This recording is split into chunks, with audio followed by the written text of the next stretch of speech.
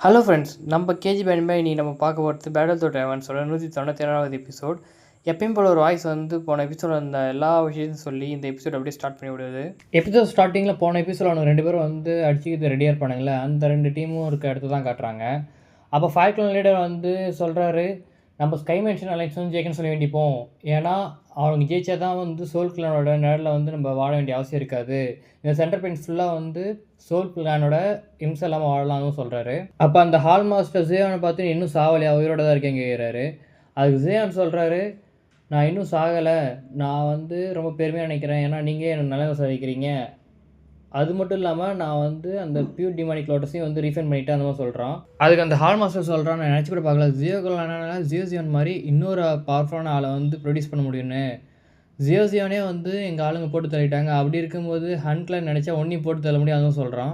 சொல்லிட்டு hall master சொல்கிறான், இன்றைக்கி நடக்க போகிற சண்டையில் மட்டும் ஸ்கை மென்ஷன் அலைன்ஸ், அதாவது செலஸ்டியல் அலைன்ஸ் வந்து தோத்துடுச்சுன்னா நீங்கள் திரும்ப போயிட்டு நாங்கள் திரும்ப சண்டைக்கு வரோம், நாங்கள் புதுசாக வந்து அலைன்ஸ் ஃபார்ம் பண்ணுறோம் அந்த மாதிரி சொல்லிட்டு எந்த வேலையும் பார்க்கக்கூடாதுன்னு சொல்கிறான். இதுக்கு ஓகேனா சண்டே போடலாம்னு சொல்கிறான். அதுக்கு ஜியான் சொல்கிறாரு, இவ்வளோ நாள் வந்து நாங்கள் காத்துட்டு இன்றைக்கி வந்து செட்டில் பண்ணுறதுக்கு தான். கண்டிப்பாக சண்டை போட்டே ஆகணும், நீ எந்த மாதிரி சண்டை விரும்புகிறன்னு சொல்லி கேட்குறாரு. அதுக்கு ஹால் மாஸ்டர் சொல்கிறான், 2 டீம்லேயும் வந்து பார்த்தா பெஸ்ட் 3 வந்து சண்டை போடலாம், அது டூயல் காம்பேக்ட் மாதிரி. 2 பேரும் வந்து பார்த்தா அவங்க 2 பேரும் சண்டை போடுவானுங்க, அவனுங்க முடிச்சவரை பார்த்தா அடுத்த 2 பேர் சண்டை போடுவானுங்க, அதுக்கப்புறம் அடுத்த 2 பேர் சண்டை போடுவானுங்க அப்படின்னு சொல்கிறாரு. எந்த டீம் வந்து 2 ரவுண்டு ஜெயிக்கிறாங்களோ அவங்க தான் வந்து ஜெயிச்சு தான் அனௌன்ஸ் பண்ணப்படுவாங்க. இது ஓகேன்னா நம்ம இந்த டூயல் காம்பேக்ட் வச்சு அடிச்சிக்கலாம், அப்படி இல்லைன்னா ஒன்றும் ப்ராப்ளம் இல்லை, நம்ம வந்து வழக்கம் போல் வந்து சண்டை போடலாம், அதாவது ஃபுல் வார் மாதிரி வச்சு சண்டை போடலாம்னு சொல்கிறான். சொல்லிவிட்டு ஹால் மாஸ்டர் திரும்ப சொல்கிறான், சோல் கிளான் வந்து பார்த்தா இந்த சென்டர் பிளான் ரீஜனை ரொம்ப நாளாக ஆட்சி பண்ணிகிட்டு இருக்கோம், நீங்கள் நேற்று அலைன்ஸ் ஃபார்ம் பண்ணிட்டு இன்றைக்கி வந்து எங்களை ஜெயிக்கணும்னு நினைக்காதீங்கன்னு சொல்கிறான். அந்த டைமில் ஜியான் சொல்கிறாரு, ஃபுல் ஃப்ளெச் வார் வந்து பார்த்தா சண்டை போடுறதுனால வந்து பார்த்தா ஈவன் தோ எங்கள் செலஸ்டியல் அதாவது ஸ்கை மென்ஷன் அலைன்ஸ் ஃபுல்லாகவே அழிஞ்சாலுமே சோல் கிளான் கண்டிப்பாக ஒரு பெரிய லாஸை சந்திக்கும். இதை பார்க்குறவ பார்த்தா சோல் கிளானால் வந்து அவ்வளோ பெரிய லாஸை தாங்க முடியாது, அதனால தான் டூயல் காம்பேக்ட் ஃபைட் வச்சுக்கலாம்னு நீ சொல்கிறேன், எனக்கு நல்லா புரியுது அதுவும் சொல்கிறான். அதுக்கு சோல் கிளானோட ஹால் மாஸ்டர் சொல்கிறான், நான் அவனுக்கு 2 ஆப்ஷன் கொடுத்தேன், அது உன்னோட சாய்ஸ் தான், ஃபுல் ஃப்ளெச் வார் எனக்கு ஓகே தான், டூயல் காம்பேக்டும் ஓகே தான் அவன் சொல்கிறான். அதுக்கு ஜியான் சொல்கிறாரு, ஓகே ஒன்றும் ப்ராப்ளம் இல்லை, அவன் டூயல் காம்பேக்டே வச்சுக்கலாம், உன்னோட மீதி 2 டீம்மேட்ஸு கூப்பிடுன்னு சொல்கிறான். அப்போ அந்த ஹன்கிங்மா வந்து முன்னாடி வரான். முன்னாடி வந்து இவ்வளோ நாளாக வந்து ஹன்கிளானுக்கு யாரும் அவ்வளோ பெரிய போர் எச்சரிக்கையோ தூண்டுதலோ கொடுத்ததில்ல, ஆனால் இன்றைக்கி ஜியோ கிளானோட ஒரு சின்ன பையன் கொடுத்துட்டல அப்படின்னு சொல்லிட்டு அவன் வந்து ஒரு குச்சி வச்சு அடிக்கிறான். அது வந்து ப்ளூ கலர் ஒரு ரே மாதிரி உள்ளே போய்ட்டு அவங்களை அட்டாக் பண்ண போகுது. அப்போ ஜேசன் அதை வந்து நோட் பண்ணிடுறாரு. நோட் பண்ணி அந்த ரேஸ் வச்சு அட்டாக் பண்ணி தடுத்துடுறாரு. ஹன்கிங்மா வந்து அவனை பார்த்தோன்னே ஜேசன் அப்படின்னு சொல்லி பார்க்குறான். அந்த இடத்துல ஹன்கிங்மாவை பார்க்குறாரு அவரும். ஹன்கிங்மானோட எல்லாம் ஷாக் ஆகி பார்க்குறாங்க. அப்போ ஜேசன் சொல்கிறாரு, ஹன்கிளானை சேர்ந்தா நீங்களாம் வந்து நிழல் பூச்சிங்க, உங்களை நெசங்க பண்ண மாட்டாங்கன்னு சொல்கிறாரு. அதுக்கு ஹன்கிங்மா சொல்கிறான், ஜேசன் ஒரு உண்மையை சொல்லணும்னா இவ்வளோ வருஷத்துக்கு அப்புறம் உன் மிருகத்தை நான் மாறலை அப்படின்னு சொல்கிறாங்க ஹன்கிங்மோ. அதுக்கு ஜேசன் சொல்கிறாரு, அந்த டைமில் வந்து என்னோடய சீஃப் அதாவது ஜேசன்கிட்ட வந்து உயிருக்காக உயிர் பிச்சு கேட்டு உடனே நீலாம் வந்து உன் மூஞ்சை காட்டுற அளவுக்கு தைரியம் வந்துடுச்சா அப்படின்னு சொல்கிறான். அதுக்கு ஹன்கிங்மா சொல்கிறான், அன்றைக்கி நாங்கள் உயிர் பிச்சு கேட்டு வந்தது உண்மை தான், ஆனால் வந்து உங்கள் கிளான் சீஃபால் வந்து அவரோட டன்ஃபாலை அவரால் தடுக்க முடியல, அவர்னால் தோற்று போயிட்டார், இன்றைக்கி ஜேசன் சுத்தமாக இல்லை, ஆனால் ஹன்கிளான் இந்த காண்டினென்ட்டே வந்து ஆட்சி பண்ணுது அவன் சொல்கிறான். அதை கேட்ட ஜேசன் சொல்கிறாரு, என்னோடய சீஃபோட பேர் சொல்கிறது கூட உங்கள் அருகுது இல்லடா அப்படின்னு சொல்லிட்டு சுற்றி வச்சு அவன் அட்டாக் பண்ணுறாரு. ஹன்கிங்மா மேலே அது படலை, அதுக்கு பதிலாக அது பட்டு அப்படி ரிஃபெக்ட் ஆகிடுது, அவன் தடுத்துட்டான். அந்த சுற்றிலும் திரும்ப ஜேசன் பிடிச்சி அவன் அட்டாக் பண்ண போகிறாரு, அதை ஈஸியாக அவன் தடுத்துடுறான். தடுத்துட்டு அவன் ஜேசன்கிட்ட சொல்கிறான், இவ்வளோ நாள் வரைக்கும் இந்த உலகம் அவனை உசுரோட வச்சுட்டு காரணம் என்ன தெரியுமா, இந்த ஒரு நாளுக்காக தான், நீ சாக போகிற அந்த மாதிரி சொல்கிறான். சொல்லிவிட்டு ஒரு அட்டாக் பண்ணுறான். ஜேசன் அப்படியே தைச்சிட்டே பின்னாடி போயிடுறாரு. அப்போ அவன் சொல்கிறான், என்னோடய பவருக்கு நீங்கள் இணையான இல்லை, நீங்கள் ஜேசன் வம்சாவளி தானே, இதுக்கு மேலே இங்கே ஆச்சு நான் பார்த்துக்கிறேன்னு சொல்கிறான். அந்த டைமில் சோல் பிளஸோட மாஸ்டரும் அப்புறம் வந்து கூட இந்த எல்டரும் வந்து வந்துடுறானுங்க. அப்போ சோல் பிளஸோட மாஸ்டர் சொல்கிறான், எங்கள் சைட்லேருந்து நாங்கள் 3 பேர் வந்துவிட்டோம், உன்னோட டர்ன் ஜேயான்னு சொல்கிறான். அப்போ மாஸ்டர் ஜேயான்ட்ட சொல்கிறாரு, ஹன்கிங்மா வந்து 6 ஸ்டார் தூஷிங், அவனுக்கு மேட்சாக நம்ம டீமில் யாருமே இல்லை அந்த மாதிரி சொல்கிறான். அப்போ வந்து நம்ம ஜேயான் 6 ஸ்டார் தூஷிங் நம்ம என்ன பண்ணுறது சொல்லி யோசிச்சுட்டு முன்னாடி போகிறாரு. அந்த டைமில் வந்து ஒரு வாய்ஸ் கேட்குது, இவ்வளோ பேர் அசம்பிள் ஆகிருக்கீங்க, என்னை கூப்பிடவே இல்லை அப்படின்னு சொல்லிட்டு யாரும் என்ட்ரி கொடுக்குறாங்க. பார்த்தா நம்ம லிட்டில் பில்ஹாலோட ஆன்செஸ்டர் தான் வந்திருக்காரு. அவரை பார்த்த பில்ஹாலோட எல்டர்ஸ் வந்து வணக்க வைக்கிறாரு. அப்படியே நம்ம ஜேயானும் வந்து க்ரீட்டிங்ஸ் சொல்ல அவர் சொல்கிறாரு, நம்ம ஃபார்மாலிட்டிஸ்லாம் தேவையில்லை நம்ம சொல்கிறாரு. அந்த டைமில் அந்த ஹன்கிங்மா வந்து லிட்டில் பில்ட்ட ஒரு ஆன்செஸ்டர்னு சொல்லி பார்க்குறான். அதுக்கு லிட்டில் பில்ட்ட ஒரு ஆன்செஸ்டர் சொல்கிறாரு, இந்த ஹன்கிங்மா நான் பார்த்துக்கிறேன், அப்போ ஹன்கிங்மா சொல்கிறான், நான் இவ்வளோ நாள் வந்து பில்டவருக்கு அகேன்ஸ்டாக நாங்கள் எந்த செயலையும் பண்ணல. அப்படி இருக்கும்போது நீ மட்டும் என் கூட எப்படி சண்டைக்கு வரான்னு சொல்லி கேட்குறான். அதுக்கு ஆன்செஸ்டர் அவர் சொல்கிறாரு, இப்போ பில்டவரும் ஸ்கை மென்ஷன் அலையன்ஸோட ஒரு பார்ட் தான். அதனால் வந்து பார்த்தா நாங்கள் எழுச்சி அடைஞ்சாலும் சரி வீழ்ச்சி அடைஞ்சாலும் சரி ஒன்றா தான் இருக்கணும். பில்டோர கார்டியனாக வந்து அவங்க கூட சண்டை போட வேண்டியது என்னோட கடமை அப்படின்னு சொல்லிட்டு வராரு. அப்போ ஹன்கிங்மா சொல்கிறான், இந்த பிரச்சனையை இதோட முடிச்சிடலாம் அப்படின்னு சொல்கிறான். அந்த டைமில் நம்ம பில்டரோட ஆன்சர்ஸர் சொல்கிறாரு, இவ்வளோ தான் பேசிகிட்டு இருக்க போகிற அப்படின்னு சொல்லிட்டு ஒரு செலஸ்டியல் ஸ்பேஷியலே உருவாக்கிறாரு. உருவாக்கிட்டு உனக்கு தைரியம் இருந்தால் அதுக்குள்ளே வரையான்னு கேட்குறாரு. அதுக்கு உன்னை பார்த்து எனக்கு பயம்னு சொல்லிட்டு அவனும் உள்ள போயிடுறான். உள்ள போனால் ஹன்கிங்மா பார்த்து எல்ல சொல்கிறாரு, இவ்வளோ நாள் ஹன்கான் சர்வை பண்ணிவிட்டு உனக்கும் ஓரளவுக்கு தைரியம் இருக்குது அப்படின்னு சொல்கிறாரு. அதை கேட்டு அவன் சொல்கிறான், ஹன்கிளானுக்காக உன்னை இன்றைக்கே போட்டு தள்ளுறது ரொம்ப அவசியம். ஆனால் இன்றைக்கி அவன் போட்டு தள்ளுறான்னு சொல்லிட்டு 2 பேரும் சண்டையை ஆரம்பிச்சிடுறாங்க. 2 பேரும் வெறித்தனமாக தாறுமாறாக அடிச்சிக்கிறாங்க. அந்த டைமில் பார்த்தா அவன் வந்து பால் மாதிரி யூஸ் பண்ணி அடிக்கிறான் ஆன்செஸ்டர் அவனை. அதை வெடிக்க வைக்கிறாரு. அந்த வெடிக்கில் வந்து பார்த்தா சரியான அவன் எஸ்கேப் ஆயிடுறான். அந்த அடிபட்டுருது. அந்த எஃபெக்ட் பார்த்தா வெளில இருக்குது. அப்படியே கட் பண்ணி வெளில காட்டுறாங்க.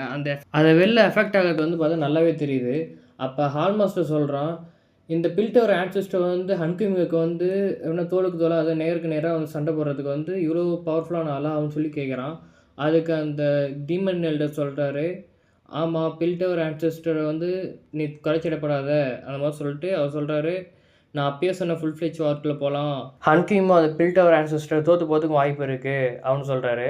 அதுக்கு ஹால்மாஸ்டர் சொல்கிறான், ஜியான் என்கிட்ட விட்டுருங்க, ஜியாசன் நீ பார்த்துருங்க அதெல்லாம் சொல்கிறான். மீதி இருக்கிறது நான் பார்த்துக்கிறேன்னு சொல்கிறான். அந்த செலஸ்டியல் ஸ்பேஸுமே வந்து பார்த்தா கொஞ்சமாக விசில் விட ஆரம்பிக்குது.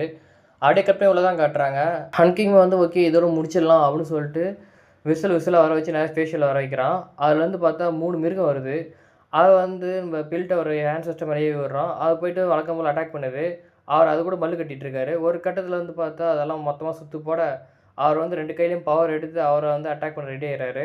ஹன்கிங் வந்து அட்டாக் பண்ண விடுறான். அந்த டைமில் வந்து பார்த்தா அவர் அந்த கையில் வச்சதை ஃபுல்லாக வெடிக்க வைக்கிறாரு. அந்த ஃபேஷியல் ஸ்பியருமே வந்து பார்த்தா மொத்தமாக வெடிச்சிடுது. அதுலேருந்து 2 பேர் தெரிச்சு போய் விழுறாங்க. ஜியோனை வந்து ஆன்சஸரை பிடிச்சிடுறான். அதே மாதிரி ஹன்கிங் வந்து ஹால் மாஸ்டர் பிடிச்சிடுறான். விழுந்த அந்த ஹன்கிங் சொல்கிறான், பில்டர் ஆன்செஸ்டர் உன்னோட லாஸ்ட் எனர்ஜி சேவ் பண்ணிக்கோ, அது உன்னோட லாஸ்ட் அஃபேர் அதாவது கடைசியாக இருக்க பிரச்சனையை வந்து தீர்த்துக்கோ அது மாதிரி சொல்கிறான்.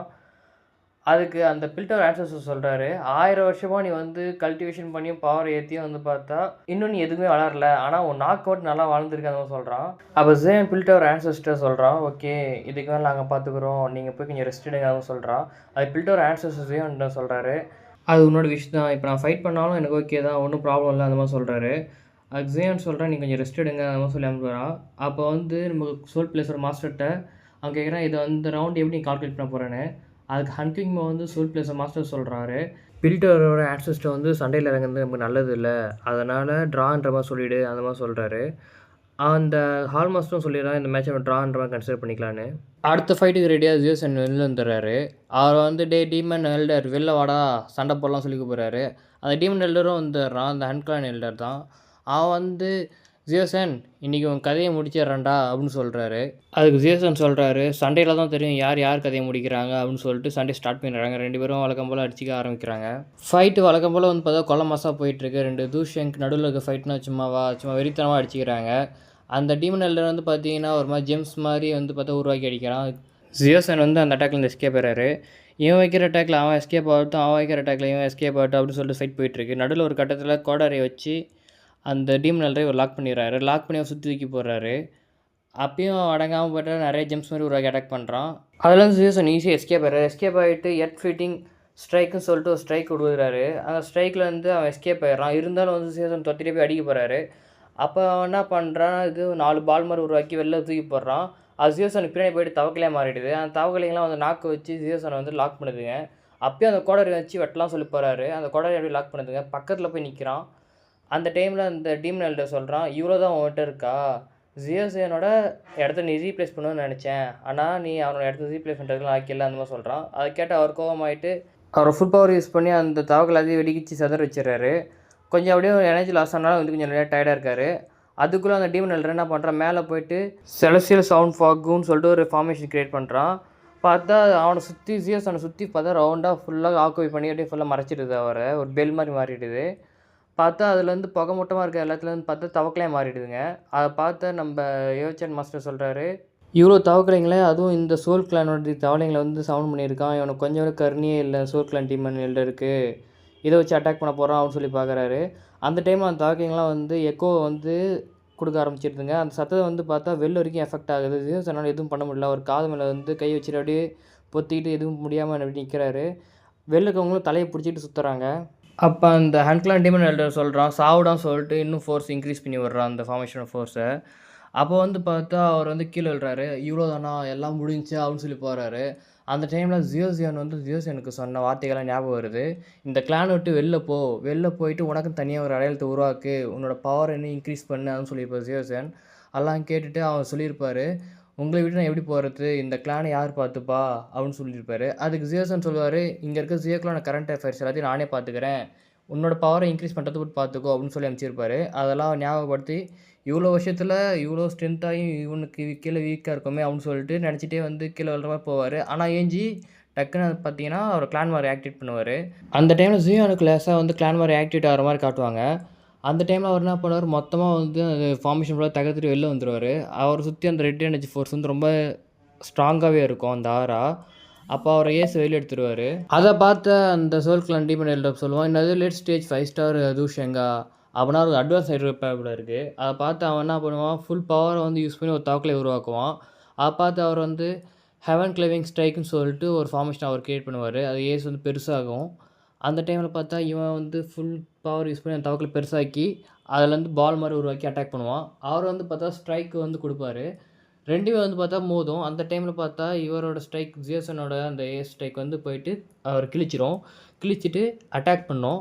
அந்த டைமில் பார்த்தா அந்த அட்டாக் வந்து பார்த்தா அவன் மேலே, அதாவது நம்ம டீமன் எல்டர் மேலே பட்டுரும்.